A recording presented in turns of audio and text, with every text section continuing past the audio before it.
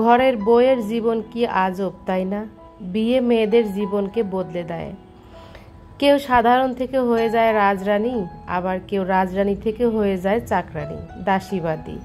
কারো জীবন দুঃখের থেকে সুখে পরিণত হয়, আবার কারো জীবন সুখের থেকে দুঃখে পরিণত হয়। এটাই হচ্ছে আমাদের মেয়েদের জীবন।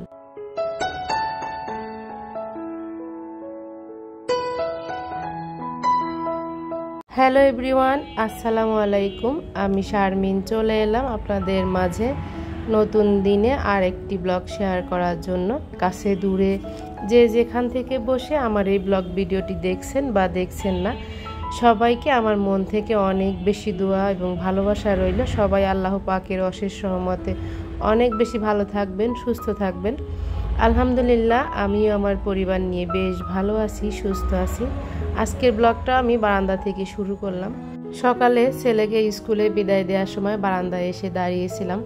বেশ বাতাস লাগছিল বারান্দায়। আর এই যে মঞ্জুলা পথসটা বেশ মাশাআল্লাহ অনেক সুন্দর গ্রো হয়েছে। তো এটাই একটু দেখছিলাম আর আপনাদের সাথে একটু শেয়ার করলাম। অনেক দিন ধরেই গাছটা লালন পালন করছি, কিন্তু তেমন গ্রো হচ্ছে না। এখন এই যে বৃষ্টিতে বেশ মাশাআল্লাহ অনেক গ্রো হয়েছে। সংসারের প্রতিটা জিনিসই যদি আপনি খুব সযত্নে ব্যবহার করেন, সেটা কিন্তু খুব ভালোভাবে বেড়ে উঠবে। সেটা গাছপালা, পশু পাখি হোক, আর যদি জিনিসপত্র হয় সেটাকে যদি সুন্দরভাবে ব্যবহার করা যায়, সেটাও কিন্তু অনেক দিন ভালো থাকবে। সংসারের জিনিসপত্র বা পশু প্রাণী যাই আমরা লালন পালন করি না কেন, এদের কিন্তু একটা মায়া, মমতা, একটু ভালোবাসার একটা বিশেষ যত্ন থাকে। তেমনই কিন্তু প্রতিটা সম্পর্কেও যত্ন করতে হয়। যে কোনো সম্পর্কে কিন্তু যত্ন না করলে সেই সম্পর্ক কখনো টিকে থাকে না। তো প্রত্যেকটা জিনিসের কিন্তু যত্ন দরকার হয়। যাই হোক, এখানে যে কিচেনে চলে এসেছি, সকালে নাস্তা তৈরি করেছিলাম। তো ফিরা, বেলুন, রুটি করেছিলাম, সেগুলো কিছু থালা বাসন হয়েছে।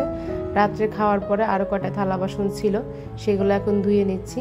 আর 2 দিন থেকে হলো আমার কাজের খালা জ্বর এসেছে, তো তাই কাজে আসছিল না, তাই আমারও কাজের প্রেশারটা বেশি।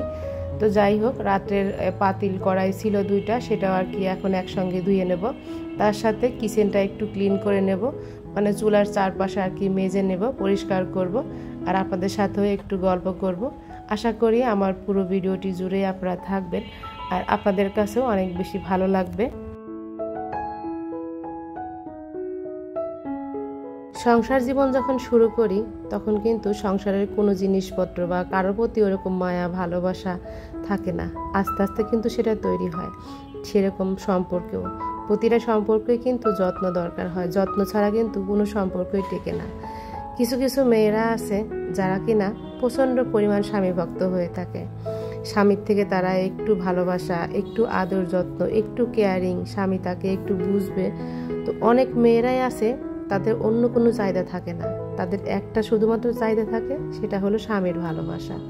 তো স্বামীর ভালোবাসা, শুধু আমি স্বামীকে ভালোবাসলাম, স্বামী আমাকে কোনো কেয়ার করলো না, ভালোবাসলো না, তাহলে কি হয়? সেই সম্পর্কটা কি টিকে থাকে? সেটাকে কি যত্ন বলে? সেটাকে তো যত্ন বললো না, সবই কিন্তু একতরফা ভালোবাসা হয়ে গেল। আমাদের সমাজে এমনও কিছু নারীরা আছে যাদের কাছে মনে হয় টাকা পয়সা, ব্যাংক ব্যালেন্স, স্বর্ণ অলংকার থাকলেই মনে হয় জীবনটা অনেক বেশি সুখী। তো তাদের দেখেই মনে হয় তাদের জীবনটা অনেক সুন্দর। আসলেই কি এসব দিয়ে জীবনের সুখ হয়? প্রকৃত সুখ হচ্ছে স্বামী স্ত্রীর মহব্বত, স্বামী স্ত্রীর একে অপরের প্রতি ভালোবাসা। দুজনের প্রতি ভালোবাসা থাকবে, তাহলেই কিন্তু দেখবেন সংসার জীবনটা অনেক বেশি সুন্দর হয়, অনেক বেশি সুখী হয়। আর স্বামী স্ত্রীর এই যে মহব্বত, এই যে ভালোবাসা দেখলেও নাকি আল্লাহ তাআলা নিজেই খুশি হয়।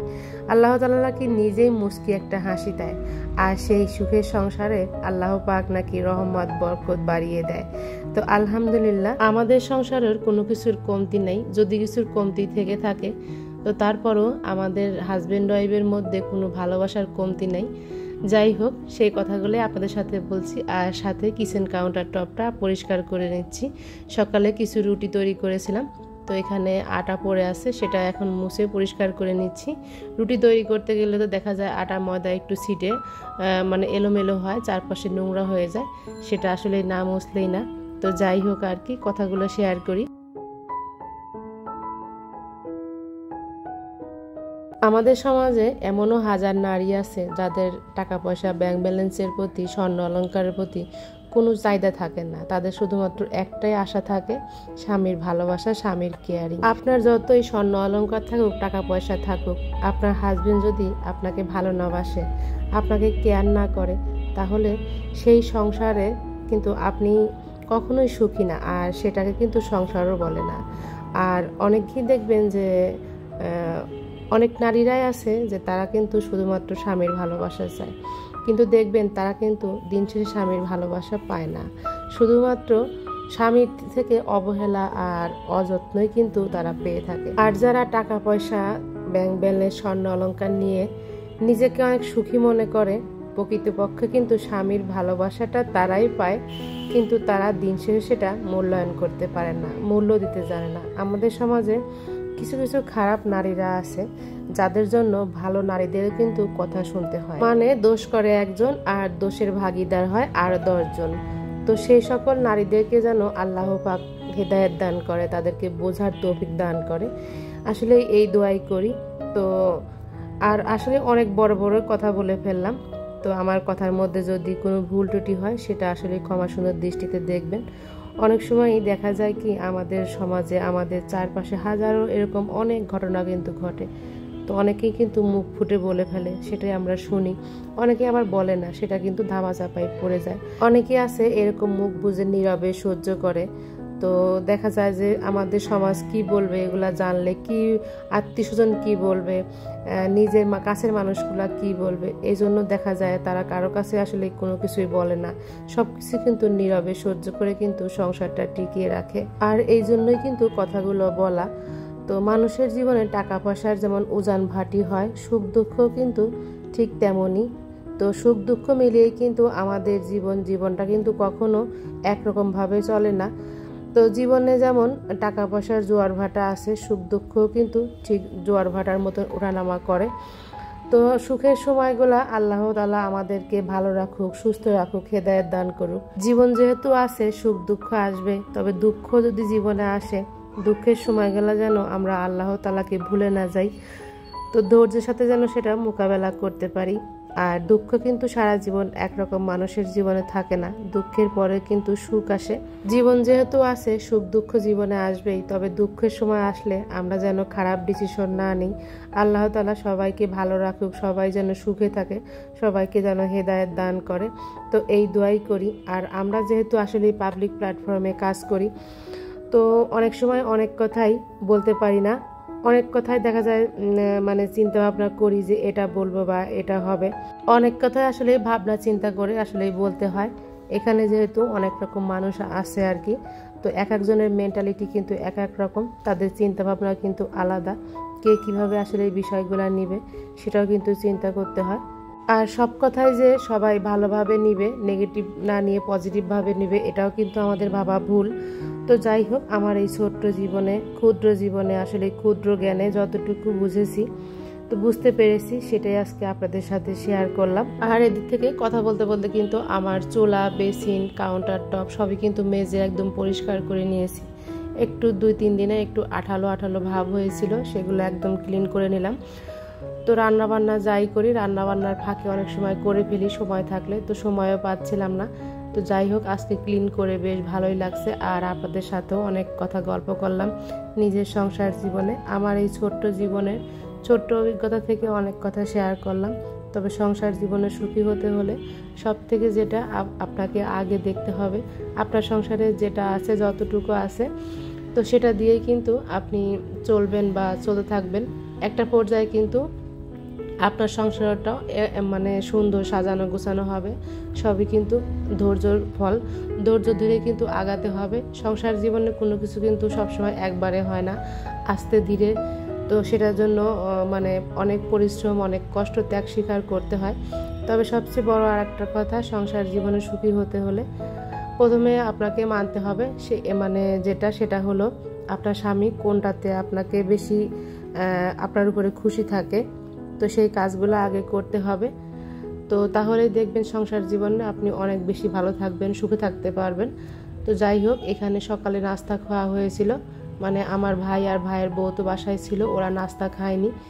তো এখানে মুরগি মাংস ছিল গত দিনের, আর এখানে পেঁপে আলু ভাজি করেছিলাম, রুটি ছিল। ওরা খাওয়া দাওয়া করে ওদের কাজে চলে গেছে। তো এখন আমি টেবিলটাও আর কি ক্লিন করে নিচ্ছি।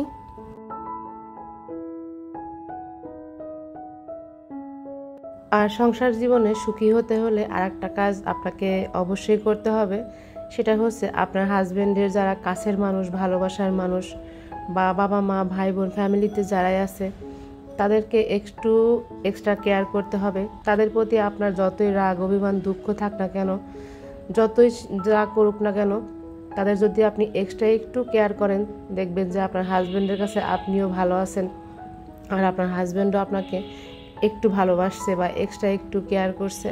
মানুষের সংসার জীবন কিন্তু আসলে একরকম যায় না। সংসার জীবনে যখন আপনি বউ হয়ে আসবেন তখন কিন্তু আপনার জীবনটা একরকম হবে, আবার যখন আপনার বাচ্চা কাচ্চা ছেলে মেয়ে হবে তখন কিন্তু সংসার জীবনটা অন্যরকম হবে। তারপরে যখন আপনার ছেলে মেয়ে বড় হয়ে যাবে তখন কিন্তু জীবনটা অন্যরকম হবে। নিজের অভিজ্ঞতা থেকে আসলে কথাগুলো বললাম। সংসার জীবন তো 1-2 বছর পার করে আসলাম না, তো গুনতে গুনতে কিন্তু 24টা বছর প্রায় হয়ে গেল। তাই কথাগুলো আপনাদের সঙ্গে শেয়ার করলাম। তো অনেক সময় দেখা যাবে আপনার মনে শ্বশুর শাশুড়ি ননদদের দেবরদের প্রতি একটু রাগ অভিমান দুঃখ থাকবেই। তারপরও আপনি যদি তাদের প্রতি একটু ভালোবাসা একটু সহানুভূতি দেখাবেন, দেখবেন যে আপনি কিন্তু ভালো থাকবেন আপনার হাজব্যান্ডের কাছে, সংসার জীবনে বিশেষ করে। তো যাই হোক আর কি, আমি কিন্তু কাউকে জ্ঞান দিচ্ছি না বা কাউকে বুঝ দিচ্ছি না, সেরকম ক্ষুদ্র ওইরকম জ্ঞান আমার নাই যে আমি কাউকে জ্ঞান দেবো বা কাউকে বুঝ দেবো। আমার অভিজ্ঞতা থেকে কিন্তু আমি কথাগুলো বললাম। আর যারা অবশ্যই নতুন গৃহিণীরা আছেন, অনেকে অনেক সমস্যা ফেস করছেন সংসার জীবনে বা যারা জয়েন্ট ফ্যামিলিতে থাকেন, তো তাদেরকে বলবো আপনারা একটু ধৈর্য ধরবেন, একটু কষ্ট করবেন, স্বামীর মন জুগিয়ে চলবেন, দেখবেন স্বামী আপনাকে ভালোবাসবে। আপনার স্বামী কিসে আপনার প্রতি খুশি হয়, কিসে আপনার প্রতি নারাজ হয়, ওই বিষয়গুলো প্লিজ দেখবেন যে একটা সময় আপনার জীবন থেকে এই যদি দুঃখে থাকেন, দুঃখের সময়গুলা কখন চলে গেছে আপনি নিজেই টের পাবেন না, সুখ এসে আপনার জীবনটাকে ভরিয়ে দিয়ে যাবে। তো যাই হোক, অনেক কথা বললাম। কথা বলতে বলতে এখানে কিন্তু আমি ঘরের সমস্ত কাজ শেষ করে রান্না করে নিয়েছি। কচুর শাক রান্না করেছিলাম চিংড়ি মাছ দিয়ে, আর এখানে রুই মাছটা ভুনা করেছি। যেহেতু বাসায় ভাই আর ভাইয়ের বউ আছে, তো সেটা কিন্তু আপনাদের আগেও একবার শেয়ার করেছি। আর অফ ক্যামেরায় কচুর শাকটা আর কি রান্না করে নেব।